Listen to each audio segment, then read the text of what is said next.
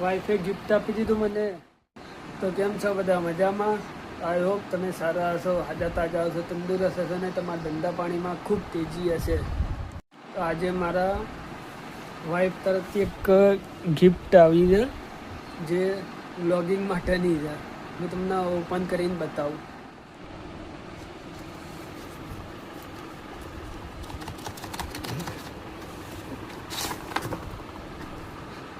કે સ્ટેન્ડી આપી છે જે મારા વ્લોગ માટે મને કામ લાગે. તો સ્ટેન્ડીના બહાર કાઢું અને જોઉં કેટલી લાંબી સ્ટેન્ડી છે.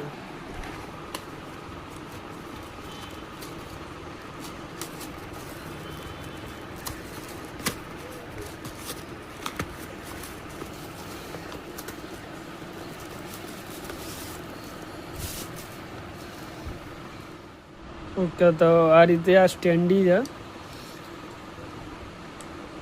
અહીંયા મોબાઈલ મૂકવાનું છે ને આ રિમોટ છે.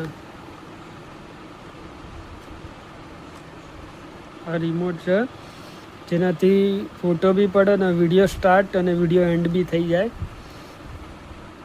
કે તો આ રીતે સ્ટેન્ડી છે. જો કે લાંબી તો મારી હાઇટ કરતાં બી ઊંચી છે, બરાબર. તો સ્ટેન્ડીમાં મોબાઈલ મૂકી દીધો હતો, બરાબર. તો મારા વાઈફને એક જ વસ્તુ કહેવા માગું છું કે થેન્ક યુ વાઈફે મને સ્ટેન્ડી ગિફ્ટ કરવા. તમારો ખૂબ ખૂબ આભાર. તો હવેથી કમ્પ્લીટ સ્ટેન્ડીનું આવી ગયું છે. હવે વ્લોગ કરવાની થોડીક મજા આવશે, કેમ કે મારે શું થતું, મશીન બેસું ને ત્યારે વ્લોગ નહોતા થતા સરખા. મોબાઈલનો મૂકવા માટે પરફેક્ટ સ્ટેન્ડ નહોતું.